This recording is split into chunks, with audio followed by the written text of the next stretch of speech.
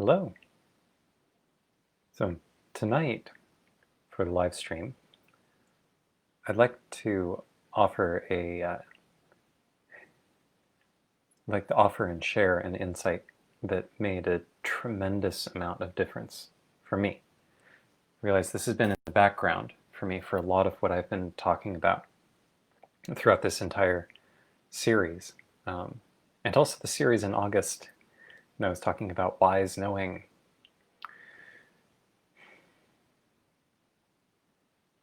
I'm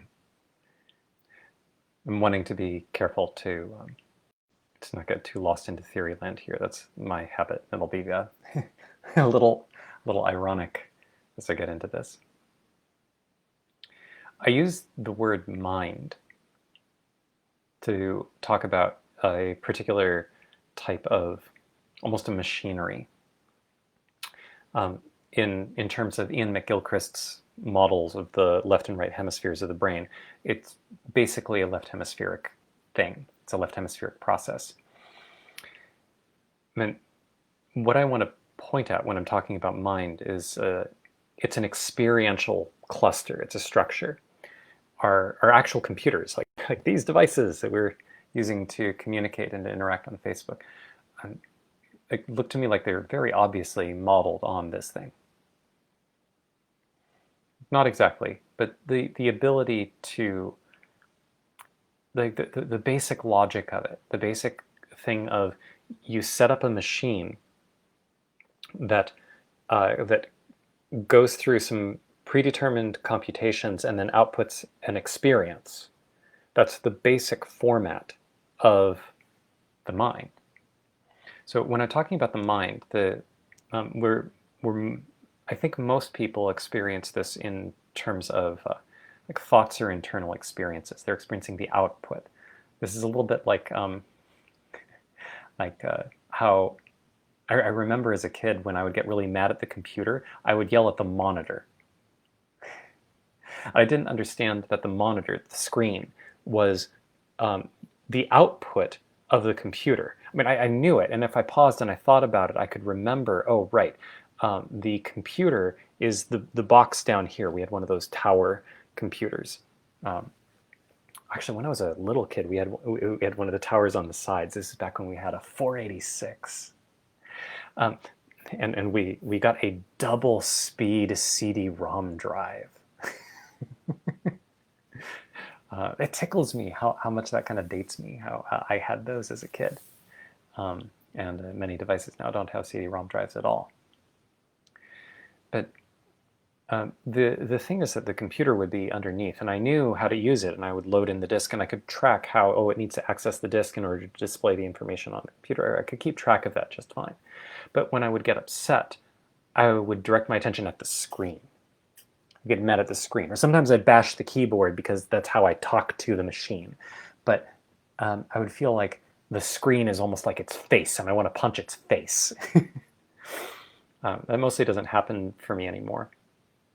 But this funny intuition that would arise for me of like looking at the interface and focusing on that instead of recognizing at an intuitive deep level, oh, right, the monitor, like if I get mad at the computer and I punch the monitor, even if the computer had feelings, I don't think punching the monitor would affect it. Right? So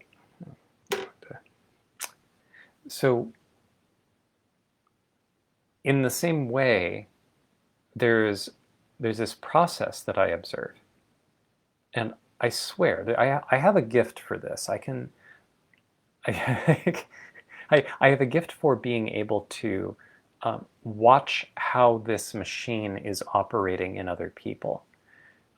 This is like it's just one of these random inborn things where if I watch somebody and I get a little bit of information about the content of their process, I can anticipate what they're thinking and what's going on for them on the inside, and what kinds of output they're going to do for their gestures and how they're going to move their eyes. It's not perfect, but it gets pretty large arcs. So because of that, I have this very vivid experience that what I see about my own mind very much seems to be something that goes on for other people. It feels like I'm watching minds the same way that I watch bodies. In fact, I literally do that. You can, for instance, I've mentioned in a number of videos before, and I'll mention it again, that you can tell something about when somebody makes a left hemispheric shift, which is to say that they boot up their inner computer, they boot up their mind and are running a program that disconnects them from their physical environment because of the quality of the eyes. This isn't universal, but it's strong enough that if you watch people, try watching it on the street or at a cafe. Oh, I guess you can't do that anymore, can you? People don't hang out at cafes anymore. But where you can watch people, just watch where they're like, and the blah, blah, blah, blah, blah, and, or even when they're looking at you going, huh, right, that glazed look where they often vision is slightly off to the side and they're not looking at something off to the side. They're just getting their vision to no longer be connected to direct eye contact and then kind of fog out and then come back and make eye contact again. So it's literally watching the body. Like, why would a human being do that? Well, all behavior is sensible, and most behavior that people do is the output of a mental program. Right? So I think what I have to say here is very general. I think it may be universal for humans, and I think that the strength of our computer, basically, is one of the main resources we have as humans that makes us so different, so much more powerful. This is a little bit different from saying it's our intelligence. I'm trying to be a lot more precise. I'm describing an aspect of how human beings are smart. But rather than using vague terms like smart, I'm trying to be very precise about the phenomenology, about what exactly the experience is. So, sitting here, trying to stay present with an unknown audience, like in the interface that I have here, I can only see how many people are viewing, or if anybody is viewing these live streams when I'm streaming through Zoom, and I just didn't feel like setting up Zoom. So right now there's this whole process where I am trying to be present to an unknown audience,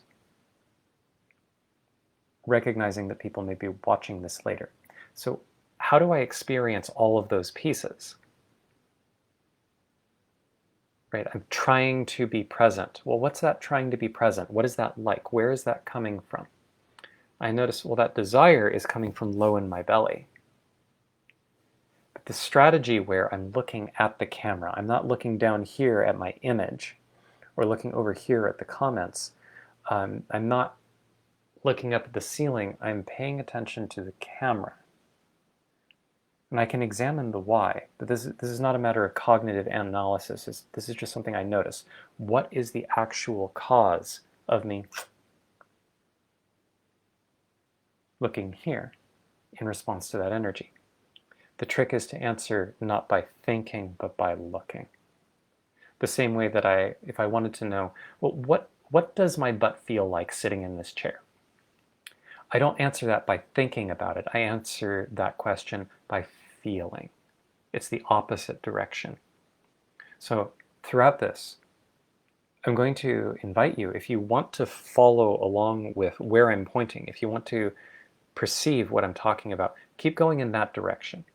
Don't try to figure out what I'm talking about. Look. Drop into sensation. So when you look at something like, oh, why are you listening to this? What has you listening to this video right now?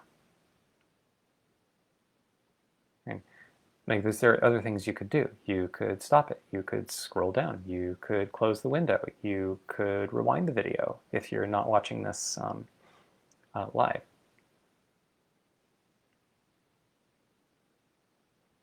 So what has you choosing to be here?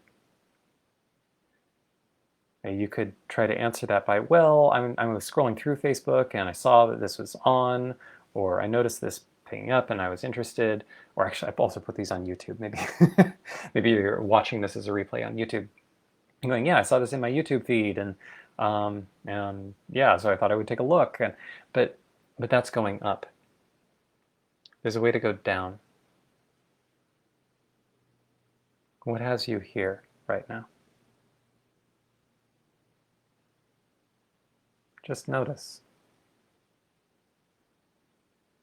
That movement is what makes it possible to sort the pieces of the inner experience. Just looking, not reasoning, looking. So when I look inside and I see all of these different pieces moving, I notice, well, I have a well-trained mind. I can, specifically, I'm thinking in terms of mathematics. I got a master's degree in mathematics. I was originally aiming at a PhD. There's a whole story there. The story isn't terribly important, but the point is that I have a pretty sophisticated understanding of math relative to the baseline population. And so I look at that and I go, oh, well, I can, and notice the eyes. Right? Oh, I can, like I'm looking at conic sections, and which is to say, I'm visualizing a 3D cone and then cutting it with a plane at different angles and noticing, okay, so here's the way it works with a circle, and going to an ellipse, to a parabola, and then you go to a hyperbola. Where exactly is the cutoff point? There's how you can do a line. There's a point, okay. And then why would these all be of the same system? What is it about a cone? Right? And then I can explore this space as I check out of the physical environment. And I go into this space and I'm actually seeing a cone. And for doing the hyperbola, I happen to remember, oh, that doesn't work unless there's another cone above it. So it's a double cone.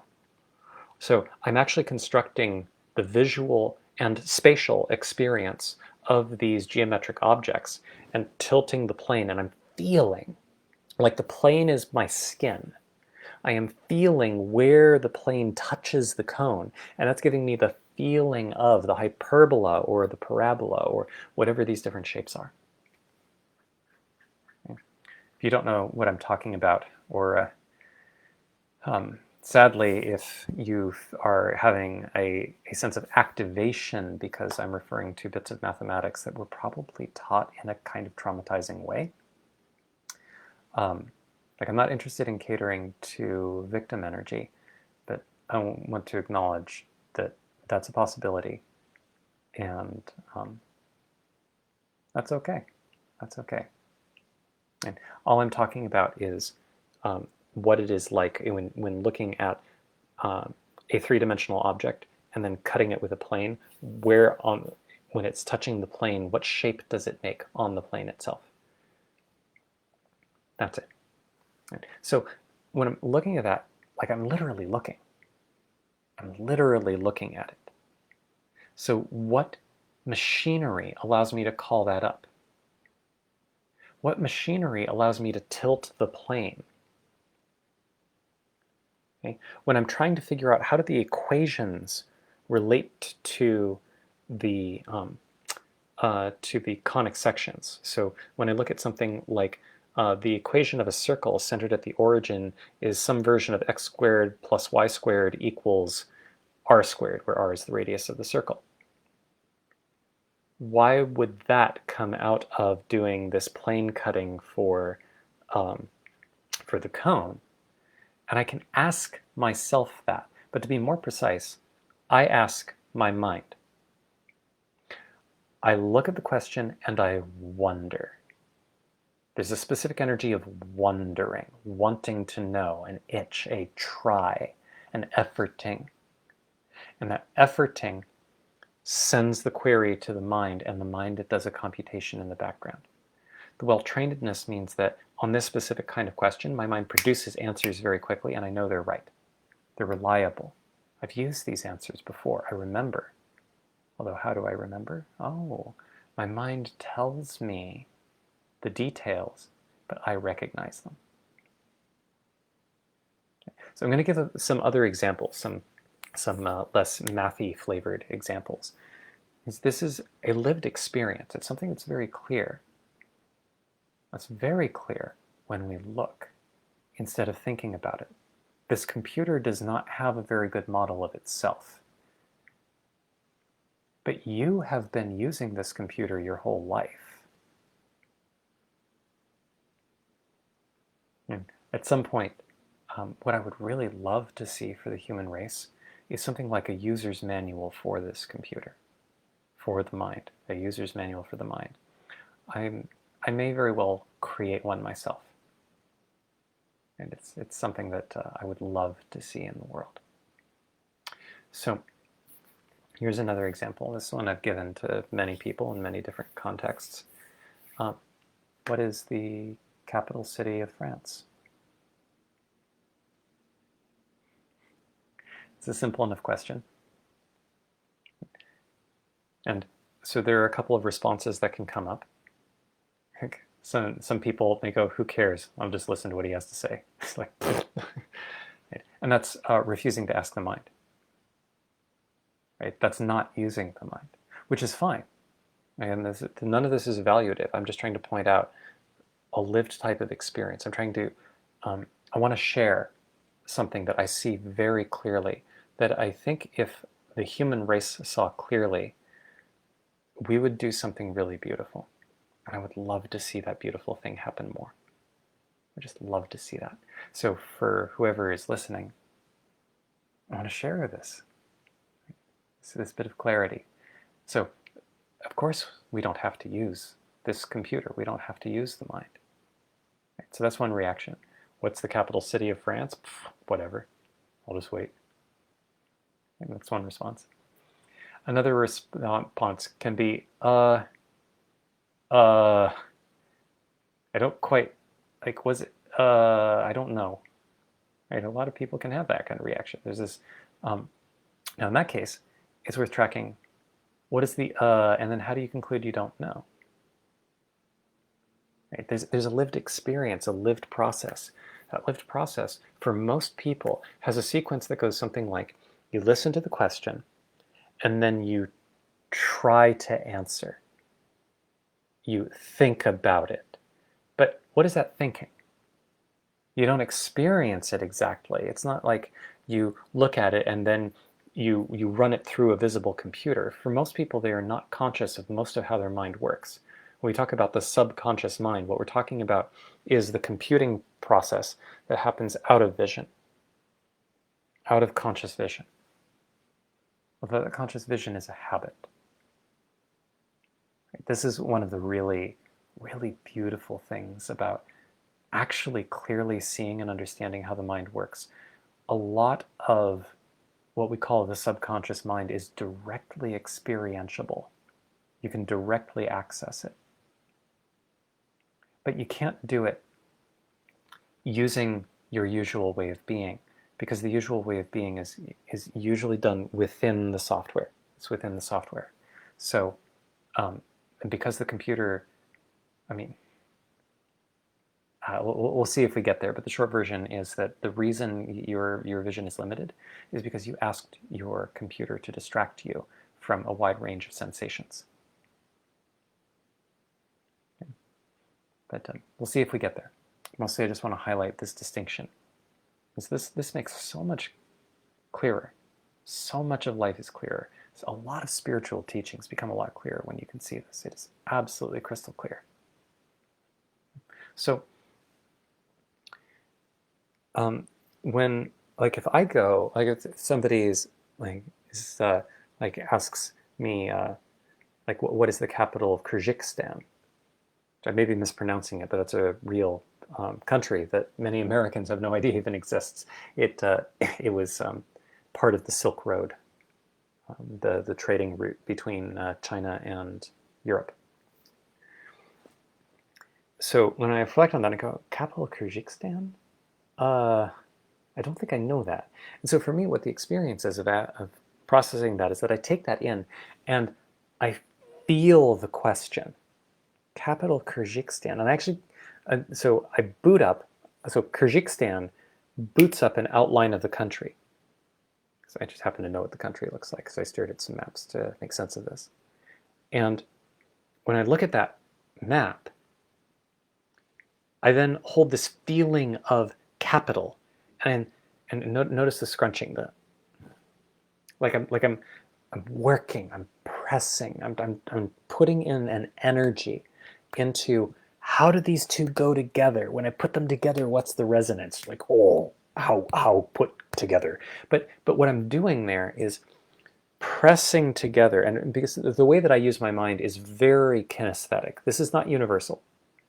This is not universal by any means. There are some very strong commonalities, but I have my internal interface to my mind, my version of keyboard and monitor is very strong on the spatial sense of touch, a bit on the tactile, and very visual.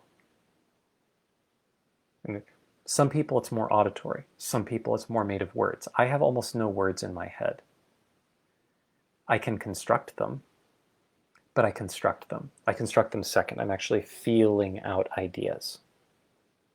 So this is part of the process of what it means to come to actually understand someone else's lived experience. A lot of people's lived experience takes its structure from the way in which they experience the interface with their mind, with their inner computer. And it is really fascinating, or at least I find it really fascinating, to explore with somebody, oh, like just, I think maybe it was yesterday, I was talking with my girlfriend about memory and about us remembering the experiences of being physically together. And it turns out that she remembers a general emotional sense of past events, but basically no sensations. Whereas for me, it is almost entirely based on sensations. I remember exactly what her hands feel like, what she smells like, what it's like to hold her. And because of that, it's actually very easy for me to remember specific instances of us sitting together in bed, laptops on our laps, like what it's like to kind of lean over and kiss her shoulder, to smell her and feel her cloth on my lips, or the way that her hair kind of tickles my nose. Like these are very easy to access senses for me in my memory. But for her, it's very much not. She has something that's much more abstract and much more emotional. I can access the emotions, but it took a little bit of work for me. So learning these differences makes it a lot easier to bridge communication between people. Because if you can get a sense of, oh, you're experiencing this thing in this format, you're not actually seeing anything. You're using, do you see what I mean, as a metaphor, copying other people's words, but you don't see anything. You're hearing words. Ah, you're hearing words. And then you're doing like verbal association. Oh, but I'm actually seeing a diagram. Okay, so I think what you need to hear is, right? It makes communication so much easier. So much easier. So, I emphasize that in part because as I described this thing about, oh, capital of Kyrgyzstan, I'm describing a level of detail of my inner experience that might not match yours, but that's okay. The point is not that the sensory description in detail matches yours. It's that you can recognize the level of sensory detail I'm highlighting. It's the detail and the paying attention. Because what I am doing when I'm examining this process of outline of Kyrgyzstan and the feeling of a capital, and I'm pressing them together, and that is the act of me asking my mind, how do these go together? Tell me. And then what I get back is no. I get back the feeling of there isn't an answer. Not like the answer hasn't come, but I don't know. Just kind of surprising. How do I know that I don't know? Is there like an index somewhere of all the things I know and it was scanned? There can't be a list of all the things I don't know. I mean, how does that work? I don't know how that works, but I do know that more often than not, when I get a signal back of, oh, I actually just don't have that information. Like like I don't have Beyonce's personal cell number. How do I know that? Well, truth. It's just a fact. Um, it's interesting that I can know that, but I don't know how the information is stored. Right? So I guess this is a caveat to some of the stuff I was mentioning about the subconscious in terms of like the indexing of, when I say that you can view your subconscious, what I'm referring to is that it is possible to take this light of consciousness and shine it in, but it activates what it shines. Um, there are some indexes and some indexing methods in the subconscious mind that I have not been able to watch very closely yet. Yet. In part, it just hasn't seemed important because I understand roughly how it works. I understand the input-output. I know what to expect of it. So the so back to the Paris example. Well, I didn't call it the Paris example. I could like the capital of France. Like when you think capital of France, oh, it's Paris. Oh, really? How did you know that? It's a similar type of process. Somehow a query is formed to the mind, and the mind comes back with an answer, and then you look at the mind's answer and go, that's correct. If the mind comes back and says Moscow, you go, no, try again. Like, although we don't usually experience it consciously as a dialogue, there's more of an experience that goes something like, what's the capital of France? Moscow? No, it's not Moscow. Madrid? No. Paris. It's Paris. Right? Whom are you talking to? Like, what's going on in that process? What does it actually feel like? I'm not asking you to think about it. I'm inviting you to look. Same kind of thing happens when trying to remember like an actor's name or a special term. And you go, who is that actor? I don't remember. That's okay. The conversation moves on. That's really driving me nuts. Yeah, okay. I don't know how to do that. So notice that, like that efforting. Efforting. Like that's not universal for use of mind. Well, I think it might be universal, but many of us have become numbed enough that we don't notice the degree of effort that comes into keeping our mind revved. It's just a habitual state of tension, so we don't notice. But recognizing that, when you look at how you use your mind, I bet you won't always find this straining that happens. But when there's straining, I think it's pretty notable. It's easy to see. So after putting in that effort, what was that actor's name? Whatever. There's some sort of funny principle that if you have tried hard enough, like you wait a couple of minutes and then later on in the conversation, boom, John Candy, and it's like who just yelled John Candy into your head, right? and just as importantly, how do you know what the name John Candy is about? Like when this sound or the word or the face or the feeling of saying the name in your mouth, like whatever the experience is, when that pops up, you're not confused. Why am I experiencing things related to John Candy? The experience is John Candy. That was the name of the actor that we were trying to remember before.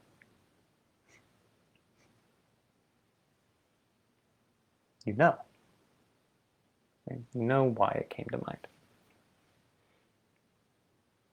So you've been using this computer all the time. So the reason I wanted to share about this is that really paying attention to this highlights something, it highlights something that the mind, and I mean the computer, this computer is usually designed to keep you from noticing. And when I say designed, in this case, I don't mean evolutionarily. I don't mean, or by God. Am I? Well, with a certain funny exception where there's an ambiguity as to, well, are you God? Well, not the person who would get a thrill out of going, I'm God. No, not that one. That's the machine. That's the computer. So there's a basic puzzle. This is like the great puzzle. This is as far as I can tell, this is the whole game. Everything that I do comes back to navigating this game. You are the one using the computer. Okay. Actually, let me flip the energies around a little bit. That was true. I noticed that there's an effort on my part to push. There's an automaticity to summoning a kind of a pressing energy, like I want you to get this, but I don't want to do that. I, in fact, don't want to do that, and that's a lot of why I'm doing this whole series to begin with. I'm trying to explore how to show up and offer what I have to offer that isn't grabby or hooky or manipulative or pressy. I want to just show up and offer what I offer purely cleanly.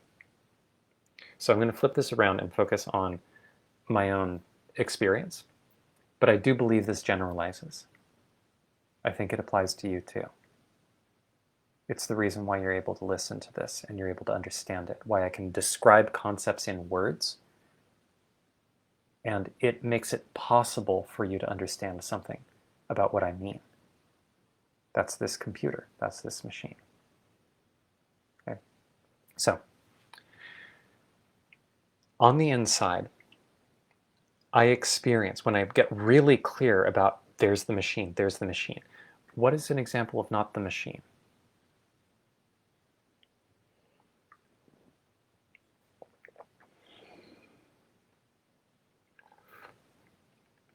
So the actual physical experiences, these, I can overlay these internal experiences on my external experiences. But the external experiences have a kind of a stability, a sort of stickiness or a there-ness, a trueness to them.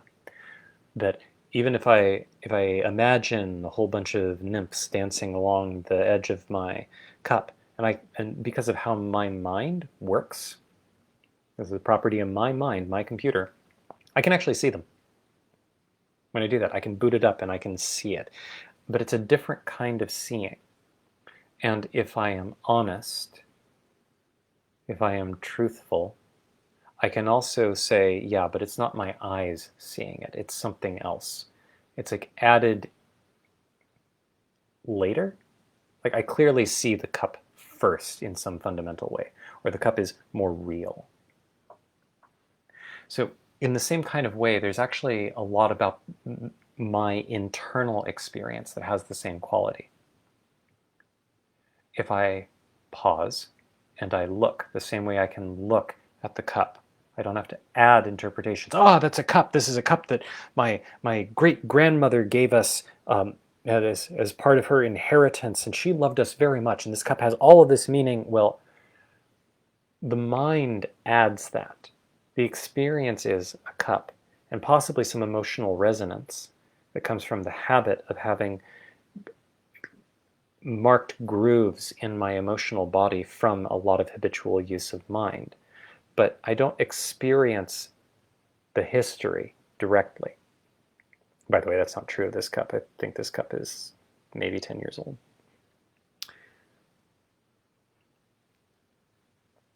So in the same kind of way, reflecting on how if I pause and I pay attention inside, I experience a kind of space.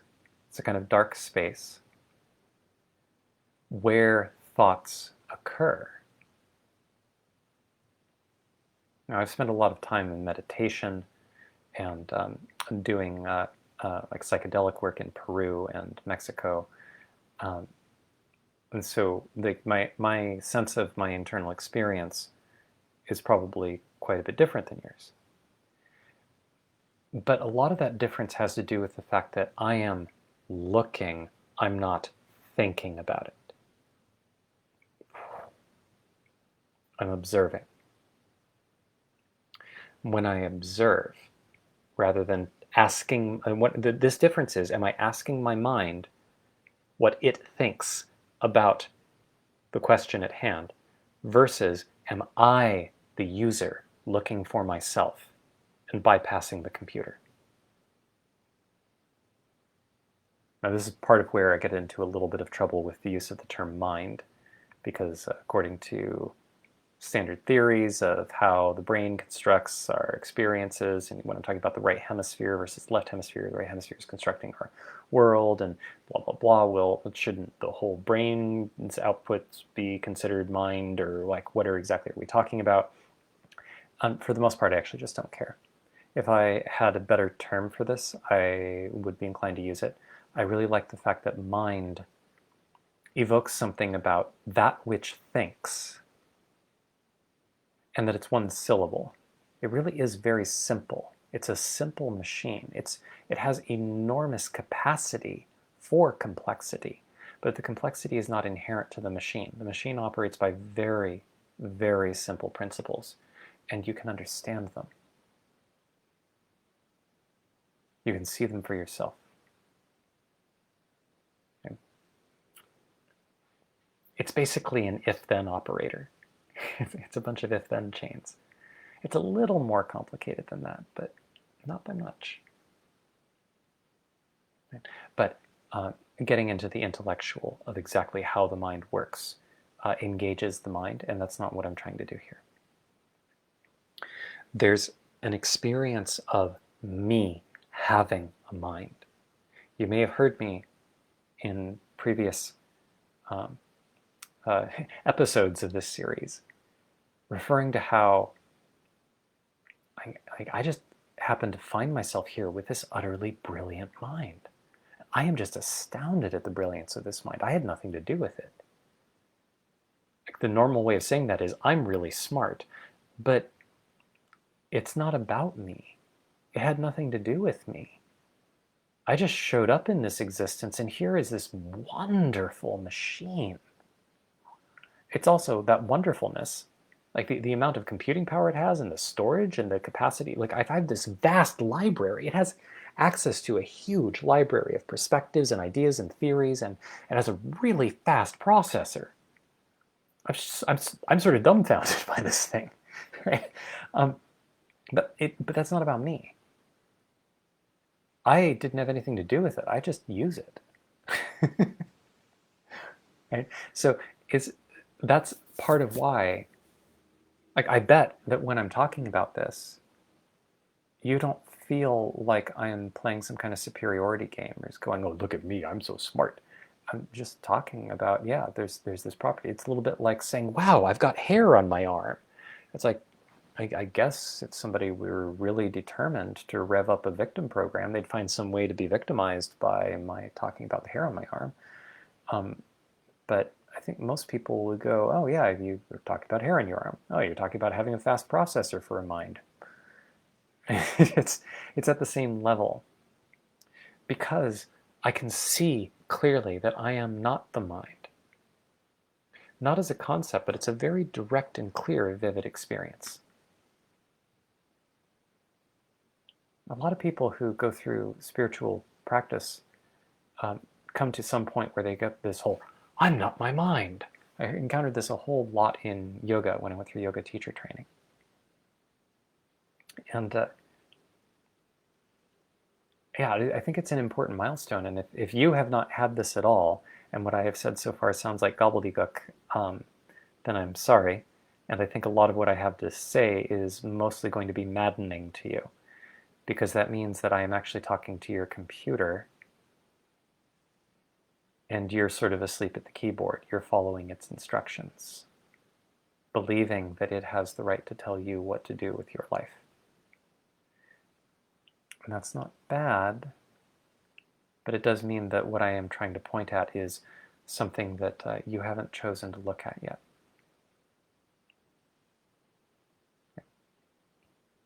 Okay.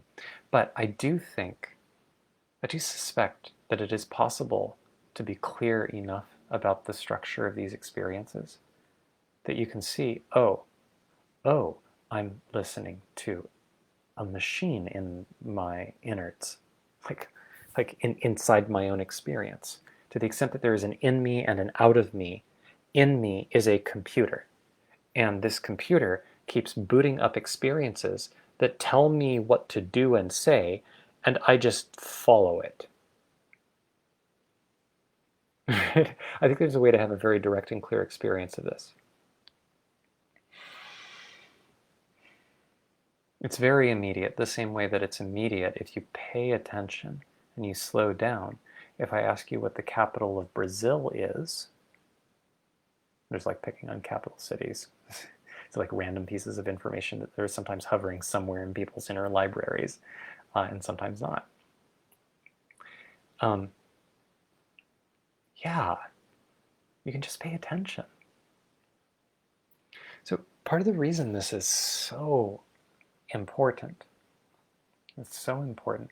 So when in spiritual contexts, when there's this reference to the ego, it's sort of funny that the word ego is now almost entirely a spiritual term, like it's the thing you combat or you overcome or you kill, or maybe you integrate in some fashion or you convert. Like, what are we doing with the ego? Well, it's also worth asking, who is doing this with the ego? What do you mean when you talk about ego? I think that there are two not entirely separate but fairly distinct structures that people are referring to when they talk about ego. One I'm honestly still trying to get a clear feeling of, but it is the sense that I am an individual. That doesn't actually make very much sense at all. It sort of is blurred with the body's protective mechanisms. But all of those are part of reality. So who exactly are you? Okay. But the other one, and this is more central to the point, is that this computer creates an image of you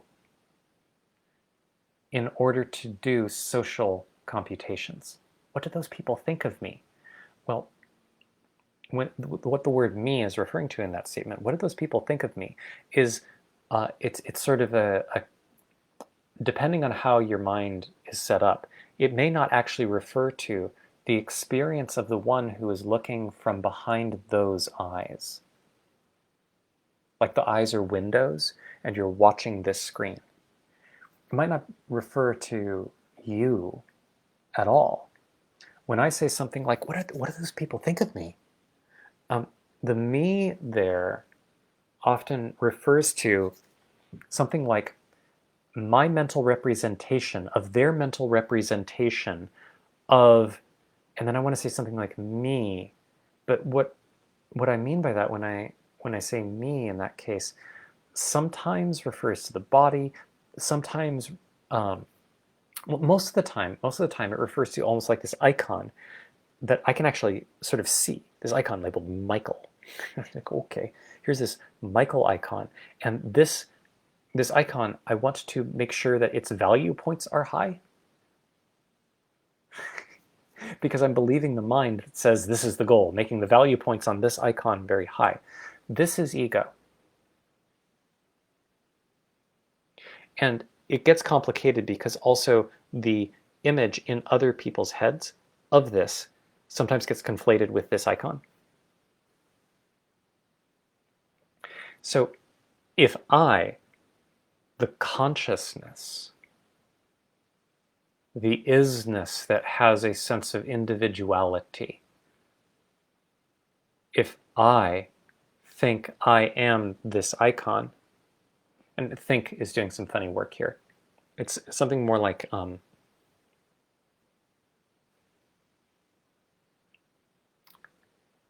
the mind makes this claim that there isn't another thing implicitly. The mind will just say, oh, this is me. And it says this is me almost like the mind is playing the role of me. When that happens, if I just sort of watch it passively, like I'm watching a television show, and I basically say, yeah, go ahead, do your thing, then the mind will start to create these loops where it's trying to make this variable, this icon's value, its happiness, increase, and you get some very strange feedback loops because it's not grounded in reality. The mind basically can't see most of reality.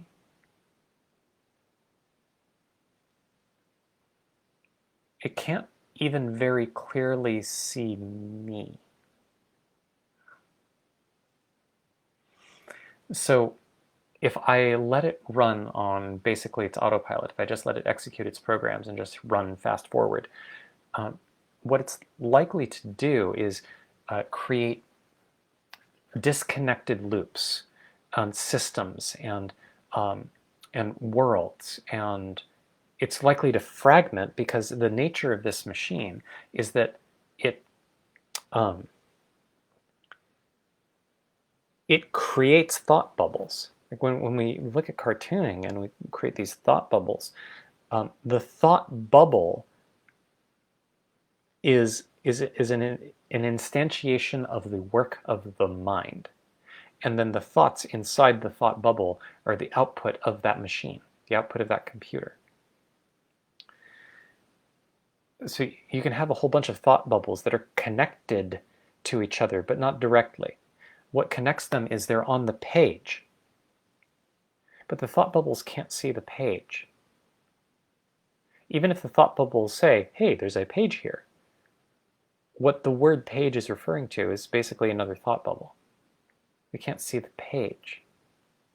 This is worse than the fish and water issue. It's analogous to, but it's much worse. It's much, when I say worse, I mean more, it's deeper. It is more tricky. So a tremendous amount of basically everything that can matter, like the effort to, let me see, a good example would be when I decided to cut caffeine out of my consumption entirely. This started by dropping coffee, and then I got into tea, and then I noticed, oh, I'd gotten into tea, and then getting out of that. I wasn't as conscious about all of these details when I was doing this, but like to oversimplify the story just a little bit for the sake of clarity, what I actually did was, well, what I actually did in this fiction, but it's still reasonably close to the truth, was I noticed that, specifically with the coffee, that I needed to drink a cup of coffee in order to be present.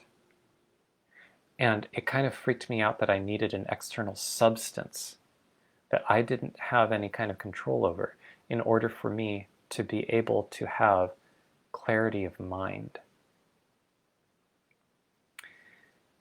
When that felt real to me, I knew I was going to quit. And I did. It took a couple rounds. But I could feel the decision. And there's some level on which it feels like the decision almost happened to me. But the important part is that the decision didn't happen in my mind. My mind offered these thoughts. Hey, I need this coffee in order to think clearly. My mind provided me with that context. But the same way that when my mind provides me with capital of France is Moscow. No, try again. Is Paris? Yes, that's correct. There's a way where when the mind provides me with this context, I can tell whether the context is true. Not by thinking about it. That's the mind doing calculations about whether the mind thinks the mind is correct. And the mind is fragmented enough that that's actually a meaningful question. And putting effort into getting the mind to be more coherent can be helpful, but it can also be harmful because it can create a kind of distraction. It can give the impression that the mind is correct, but what's checking is more mind. So when the mind provided me with this scenario of, oh, I need to drink this coffee in order to be alert and present in this moment, and I don't like that, I could tell that the mind was correct. And then I decided that matters, so I'm going to cut coffee. Because the decision came from beyond mind, it didn't matter that the mind could come up with excuses like, but like this is unpleasant and I enjoy the ritual of the coffee and it's too bad. Maybe I can, well, I don't know, maybe just 1 cup a day or half a cup, and then I can sneak in the other half of the cup.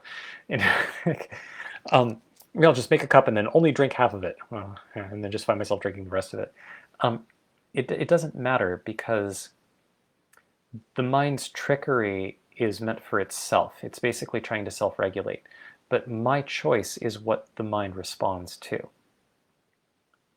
Almost everything I do has to do with how do I reprogram the mind. This is not a question I ask my mind. This is about looking, actually looking at the machinery. As long as we keep asking our minds how our minds should work, they'll keep producing the same kind of output, the same kind of machinery, because the command hasn't changed. In order for us to create a kind of change that can actually matter in ourselves and in the world, it has to be from looking. It has to be from recognizing, oh, I have this wonderful tool, and it is my responsibility to learn how to use it consciously, which is very different from learning how to intellectually understand it, but it can be related. Can be related. And a lot of what I would love to do, what I would love to see happen in the world, this is the whole thing about the user's manual for the mind. I would love for the mind to be able to provide useful error messages, so that when we find ourselves lost in mind, and the mind, we're back in our habit of believing the mind's claim that it should tell us what to do, that the thing the mind does is provide an error message and tell us what to do to get out of that. That's a lot of where I'm going and what I would like to see. And David Swedlow's popped in. Asks, thoughts on remote viewing? Leonard Schlein wrote that Leonardo da Vinci drew an accurate satellite view of the Nile River without visiting Egypt. Yeah, I think that this is a different thing than mind. I'm a little unsure exactly how it relates. When I talk about, I don't know if you heard earlier when I was referring to having a gift for being able to see others' minds. I don't feel like this is about telepathy. It really feels like I'm just looking at what people are doing and going, well, what they do makes sense if I see the machinery. And I cultivated a part of my mind to be able to see the machinery. I get the impression that, so there's some really stunning stuff that I've seen about remote viewing that gives me the sense of, I think there is something to it. I don't have a theory that would work within physics about why that is. I can come up with a haphazard one, but I honestly don't know. Yeah, I'm also, I have a lot of not knowing here. I've heard some pretty amazing things, like what was his name? Ingo Swann. Ingo Swann did some really amazing cases. Like at one point, there was an examination of there being a platform above his head that there's no way for him to directly see what was up there. And they put some items up there, and then he did the remote viewing and drew a picture of it. And he said, yeah, I have no idea what this is. This doesn't make any sense. It looks like there's some sort of Asian writing or something. And then they turned the writing, the drawing around, and the thing that looked like Asian writing was 7 Up. So they had a 7 Up can up above him, among some other things. So there are cases like that where I didn't see the details. It's very easy for people to want something like that to be true, and so to put a spin on the story, and maybe I got a spun version, or maybe there's something real. I know it really impressed the CIA, and they dug into that program for quite some time, and then it was shut down for what looked like political reasons rather than like in spite of them getting good results. There's some really fascinating stuff out there about this. Um, and it's one of the reasons why I have such a I don't have a whole lot of patience for the, well, that can't be true because it doesn't fit the scientific materialist paradigm. Well, I mean, I mean, maybe it's false, or maybe the scientific materialist paradigm is flawed, or maybe we need to extend it in some fashion. I don't know, but I do know that the knee-jerk, that's my mother's arm reaction is like not very helpful. So there's a bunch of ramblings that come associated. I find the area really interesting. Yeah, and I don't know that I have a lot more to say about it. I don't have a theory about the mechanism other than that there's something about the experience that, like, if there is something to their reports on remote viewing, it looks like it goes through a similar part of the brain as what produces dream imagery, in part because the difficulty that people have reading writing looks an awfully similar between the two. But that's the best I've got. And David continues, I Googled for confirmation that I'm remembering correctly, but I didn't find it. So I suspect my mind is unreliable here, though I did find a video of a Da Vinci map of Imola, Italy. Cool. And Schlein hypothesized that there was something unique about the way that Da Vinci used his brain hemispheres in synthesis. Yep. This is, yep. in the domains of the arts of human consciousness that that are not allowed to be part of scientific discourse or exploration for political and aesthetic reasons, I think that there is a lot of unknown. That hypothesis sounds like maybe it's worth exploring. There's also something that I don't like how this concept gets used in like rationalist circles, the kind of circles that I used to hang out with in the Bay Area. Like a particular brand of largely leaning pretty strongly towards scientific materialism. But there's a concept that I find very helpful, which is it was termed the fallacy of privileging the hypothesis. That you want to be really careful when you're saying, well, I don't know who the murderer is, but could it be Mortimer Q. Snodgrass? What evidence do you have that it might be Mr. Snodgrass? Well, I don't have any, but it is a hypothesis worth considering. There's a problem where once that happens, there's some inclination to more readily notice evidence that it's for Mr. Snodgrass, whether or not he was the murderer. This is sort of a silly example, but there's a phenomenon like that I see a whole lot in areas that science refuses to believe could be worth looking at, where not all of them, but quite a few of them, I get this impression of a lot of people who explore those need them to be real, and often need them to be real in a particular way in order for their own personal meaning-making methods to work. I talked about this recently, might have even been yesterday, when I was talking about the kind of meaning that many people make out of astrology. Astrology has a very powerful meaning-making system to it. I'm actually quite delighted and impressed with it. But it also comes with this claim that it has the ability to tell the future and to tell things about somebody's personality and to describe things about fate, which, if true, is pretty significant and it seems notable. And a lot of astrologers are super careful not to do anything that would let their art actually be tested and disproven.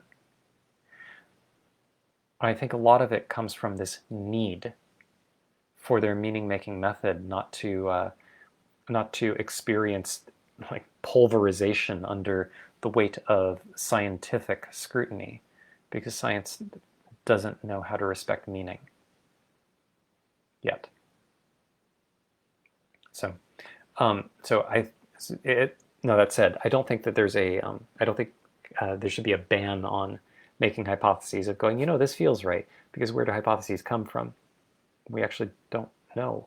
This is part of the magic of science, part of the mystery of science. How do these insights come about?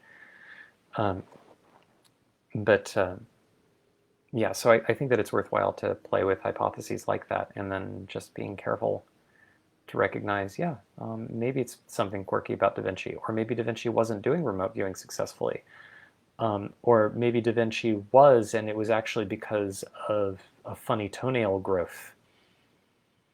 It's worth not dismissing any of them necessarily, and noticing that some are a lot more likely than others, we think. Like holding all possibilities lightly. I think that kind of widespread variance can help with the fallacy of privileging the hypothesis. But I don't know. I'm still trying to figure out this whole reality thing. Okay, I'm an hour in. I'd like to stop. There is a lot more to be said about this whole game of,